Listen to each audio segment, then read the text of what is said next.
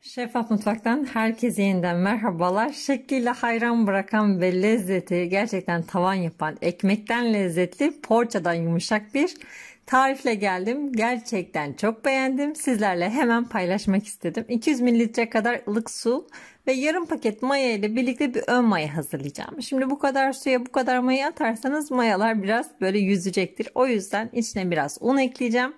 2 yemek kaşığı kadar unla birlikte mayayı adeta besleyeceğim. 10-15 dakika bir petek üzerine ya da ılık bir ortamda bekletebilirsiniz. Kendi kendine köpürecek ve kabaracaktır.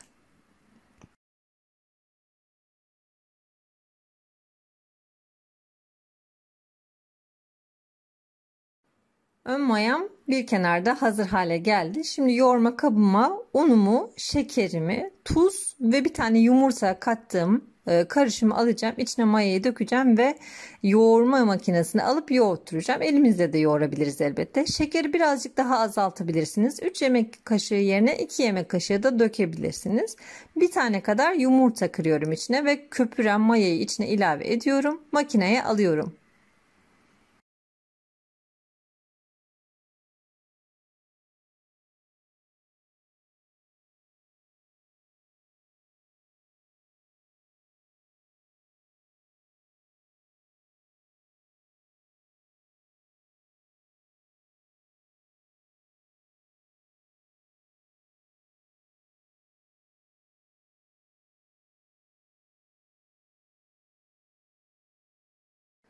Hamuru yoğurduktan sonra biraz toparlandıktan sonra içine 50 gram kadar oda ısısındaki tereyağını ilave edeceğim. Bu sayede çok ama çok lezzetli bir hamur elde edeceğiz. Hamuru toparladıktan sonra ise kendi katının 2 katı olana kadar mayalandırmaya bırakacağım.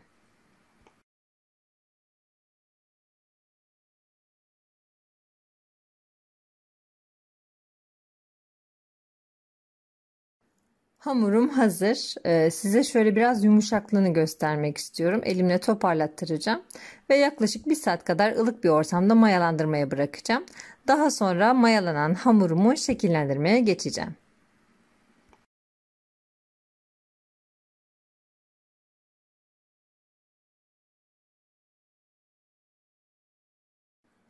Hamurum mayalandı. Şimdi şöyle bir elimle toparlatacağım ve bunu 5 eşit bezeye bölmeye çalışacağım. Bu yaptığım, hazırladığım bezeleri de yuvarlayacağım ve üzerine biraz yağ damlatacağım. Bu yağla birlikte açmak çok daha kolay olacak.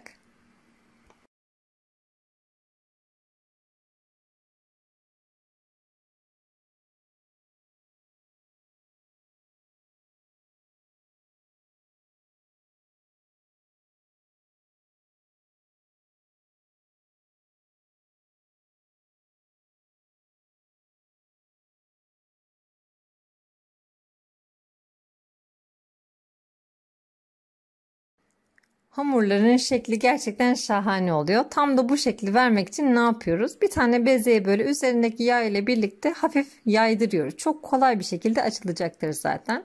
Daha sonra rulet yardımıyla hamurun yarısından itibaren başlıyoruz çizikler atmaya. Bu çizikler hem böyle piştiği zaman güzel duruyor hem de ekmeği bölerken istediğiniz çizikten bölebiliyorsunuz. Adeta kesilmiş gibi oluyor. Sadece bu porsiyonluk hamurlardan değil, istediğiniz çizikten istediğiniz ölçüde bölünüyor. Finalde göstereceğim. Şimdi bu hamurun içine ben ceviz ilave ettim. Ama siz neler ilave edebilirsiniz? Peynir olur, kahvaltılık çikolata olur, zeytin olur. Böyle zeytinlerin çekirdeklerini çıkartıp doğrarsınız, onu koyabilirsiniz. Haşhaş ezmesi olur, işte kuru üzüm olur. İstediğiniz malzeme ile bu ekmeği hazırlayabilirsiniz.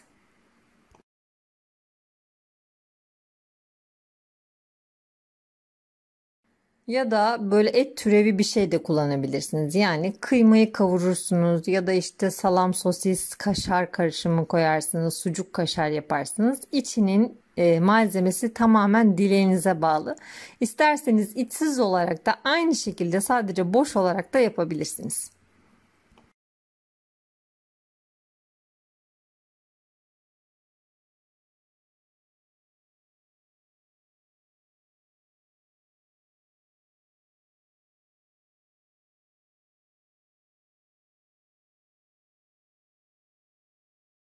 5 bezemi de aynı şekilde hazırladım. Şimdi 22-24 santimlik 24 santim kullandım. Ben 22 santim de kullanabilirsiniz.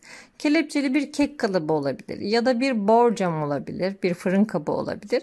Bu şekilde halka oluşturacak şekilde yerleştiriyorum. Üzerine streç filmle kapatacağım. Yaklaşık 1 saat kadar bir süre çok güzel böyle tepsi mayası almasını sağlayacağım. Tepsi mayası alması çok ama çok önemli. Eğer aceleniz varsa hiç böyle tariflere girişmeyin. En iyi sonucu güzel bir tepsi mayasıyla alırsınız. Bakın şöyle göstereyim ben size ara ara. Bu yarım saat sonraki hali ve bu da 1 saat sonraki hali. 1 saat sonra üzerine böyle yağlı bir süt sürebilirsiniz. Krema olur, yumurta da olabilir. Ben krema sürdüm üzeri için. Süt de sürebilirsiniz. Aynı kızarıklığı veriyor. Fırınımı 170 derecede turbo ayarında ısıttım. Yaklaşık 35 dakika kadar pişirmeye gönderdim. Mis gibi kokular eşliğinde nar gibi kızarmış çöreğim, ekmeğim hazır. Çıkar çıkmaz üzerine tereyağı sürüyorum. Şöyle bir parlatacağım ve lezzetlendireceğim. Bu üst kabuğunun lezzetini gerçekten anlatamam. Harikaydı. Tatlı bir iç kullanırsanız mesela işte kuru üzümlü yaptınız ya da işte başka böyle tatlı bir malzemeyle yaptınız. Üzerine bal da sürebilirsiniz bu arada.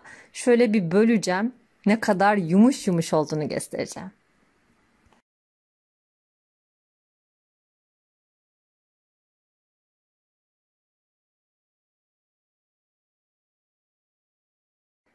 Gerçek manada mayalı hamurların lezzetlilerini sadece seven bir insanım. Yani ayırırım. Boş boş böyle hamur yemek hoşuma gitmez. Bu da o lezzetli mayalı hamurlardan bir tanesiydi. Kabuğu ayrı, tabanı ayrı, içi ayrı lezzette. Gerçekten muhteşem bir tarifti. İnşallah sizler de bu lezzetli, bu yumuş yumuş tarifi denersiniz ve beğenirsiniz. Beğenilerinizi bizlerle paylaşırsınız. Bu ve bunun gibi birçok tarif için kanalımı ziyaret edebilirsiniz. Videolarımızı beğenmeyi, paylaşmayı, yorum yapmayı ihmal etmeyin. Yeni tariflerde görüşmek üzere. Hoşça kalın, afiyetle kalın.